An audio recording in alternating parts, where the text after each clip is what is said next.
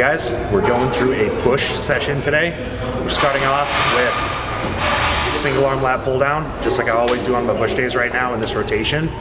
It helps to get some eccentric loading overhead, makes it easier for the pressing later. It's something I'll talk about later in clips. But we're gonna move from there into some lateral raises.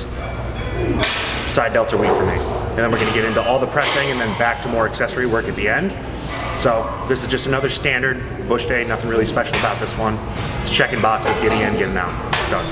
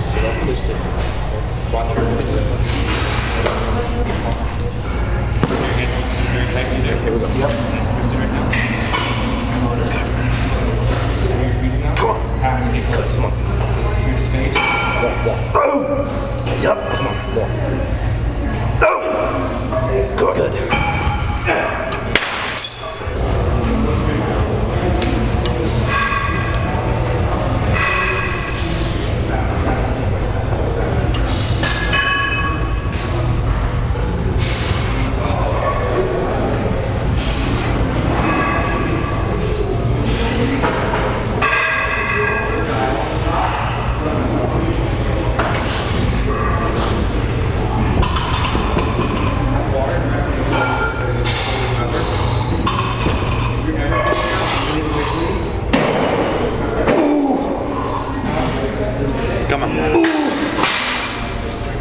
Yes. Yeah. One more. It's okay. No.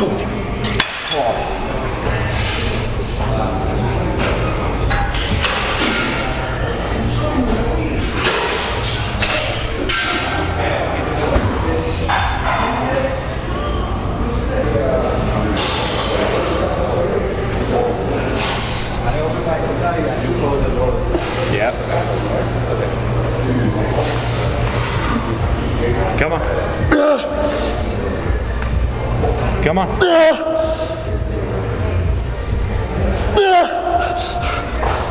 Come on. Okay.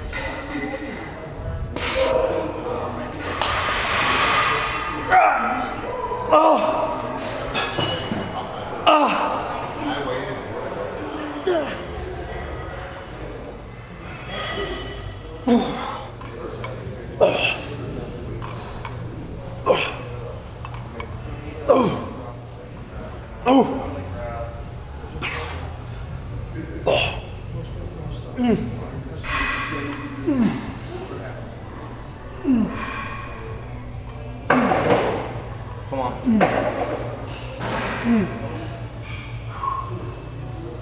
Oh.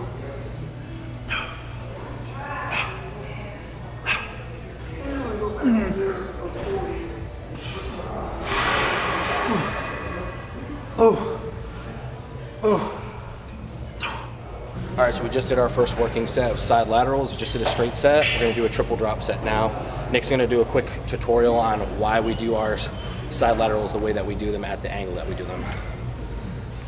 So we're gonna watch him as he moves. He sets up with his shoulders sitting a little bit in front of his body. He doesn't pinch them back. Now he keeps his arms mostly straight, hands turned down to the floor, and then out at a forward angle, roughly 45 degree between a front raise and a side raise. Him staying here, where most often he would go here, pulling the shoulders back, dropping the hands and out straight into the frontal plane. He gets shoulder pain, and a lot of people do. So he keeps his arms a little bit forward into what's called the scapular plane. It makes it much more comfortable. Muscles of the shoulder can do a better job of stabilizing as you move.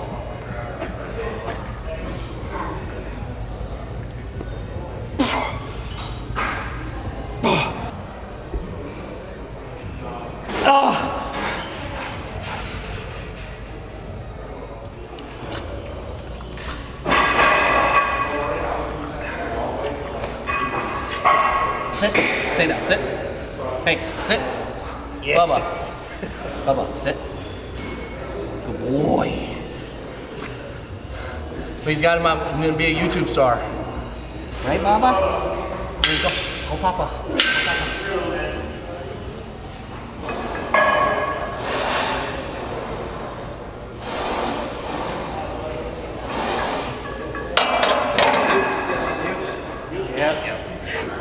Make it doable for stubby arms.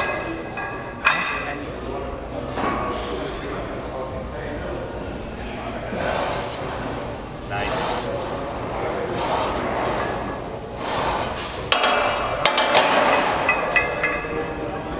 Make sure you keep practicing finishing the rep. Okay. Yeah.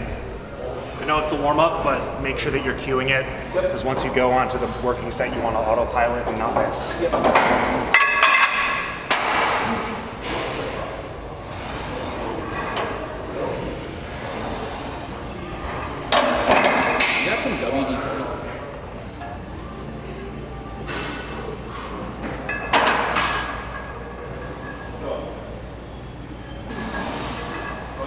Finish it. Does it feel like does it look like my shoulders are flowing? A little bit. I arched too much on that one. Yeah, because I got too far underneath the bar. The only way I could get down was it was too high. It was like a guillotine press almost. I might just pull the bench back. So I'm gonna press straight.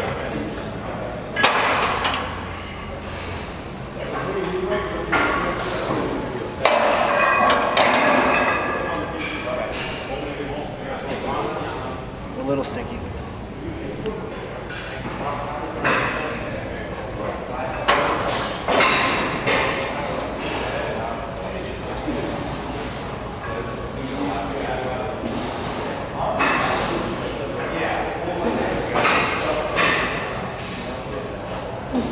Come on.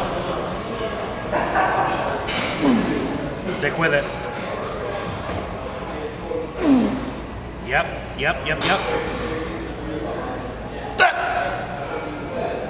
Good. Okay. Ooh. New PR. Just casually beating me by 1.5 plates, no big deal. A little bit more than 1.5.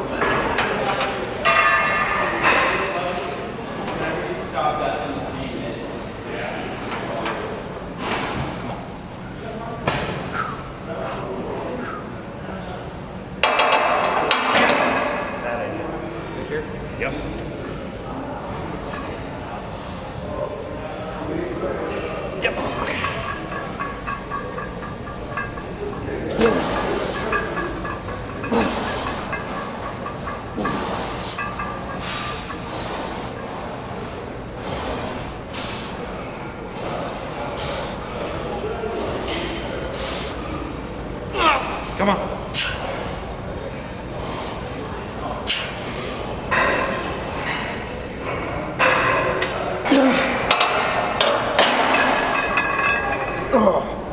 Another PR.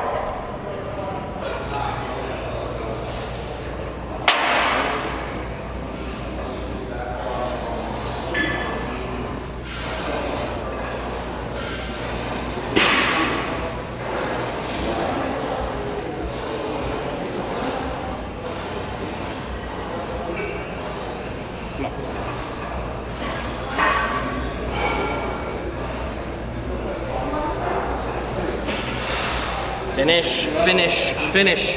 Yep. Down, down.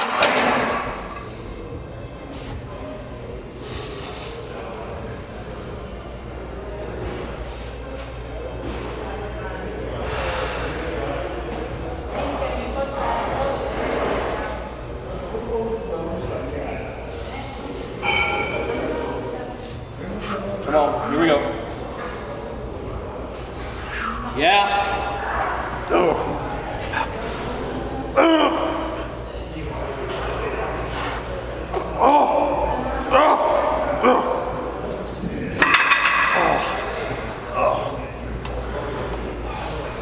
Did you have every ounce Yeah, you you get to help sit on it to get it? I was helping anything I could. Yeah, that was just all to get you. the lockout on that. That was all you. I had 210 pounds of assistance.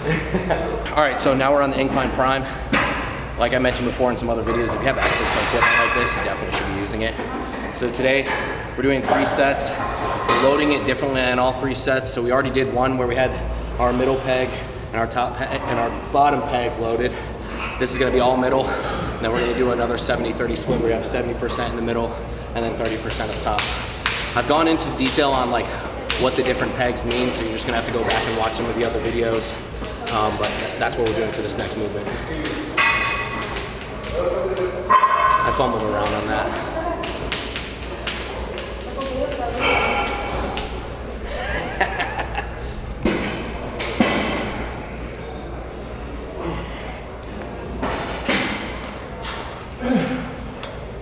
3, 2, 1, up. Okay.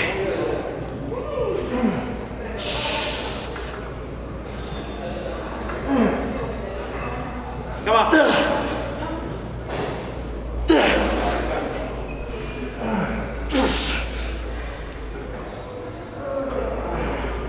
Okay.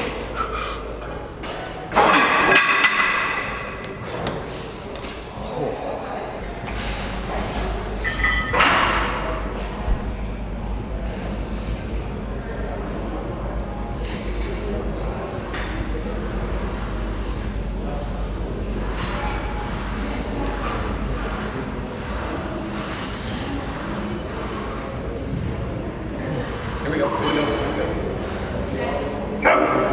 Yep. Good. All right, guys, so we've moved over to the Incline Prime machine. I've mentioned in other videos, if you guys have access to prime pieces, you absolutely have to be using them. So we're doing 3 sets here. We're loading the fulcrum differently, so the pegs are gonna be loaded differently on all 3 sets. We're actually on our 3rd set right now, so Nick is gonna talk about what the loading of the pegs actually does to the movement and what the different pegs mean. Okay. So, major differences on how you load these pieces. The axis is in here. It's directly here where my hand is. Now, the distance from this axis horizontally to the peg is going to determine how heavy it's loaded in that position. So, from here to this middle peg, as this presses up and this arm goes parallel to the floor, the heavy it's going to be. Bottom peg, as this gets moved up and you start to get into the shortened position in the press, this peg is going to be the furthest away from this axis horizontally as you're up at the top. This one already starts in the lengthened position, being at the furthest point it's going to be away horizontally from this axis. As you press, your arm goes up, this goes back, this now is closer, it becomes lighter. You can manipulate how you load these pieces to get a different loading pattern through the muscle lengths that we're trying to train. Perfect. That boy's wicked smart.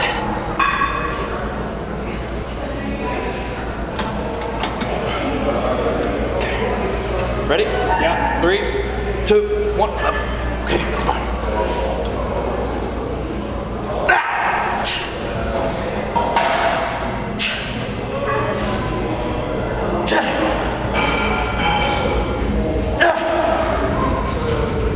Yeah. Come on.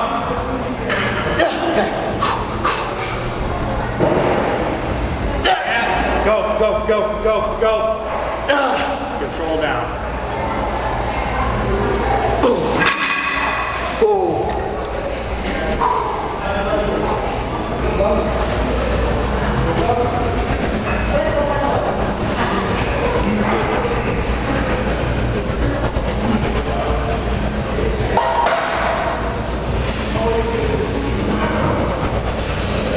Good. Oh, here we go. Here we go. Ooh. Yep. Good. Press hard. No, let me through. All right.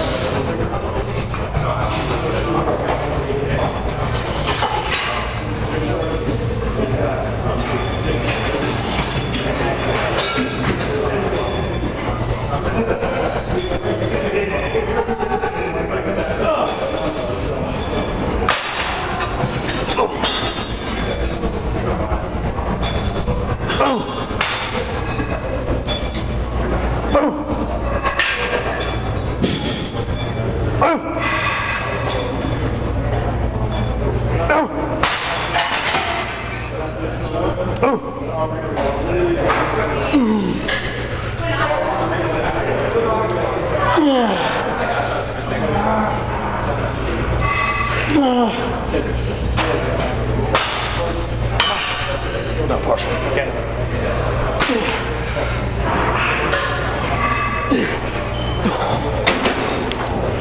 All right, guys, so we're onto flies now. So this is like the last of like any of the pressing fly movements. Really, all the last bit of chest work before we start going into some other accessories. We're gonna hit some arms today after this too. And so this is pretty much the end of like the meat and potatoes of like the actual chest portion of like our push.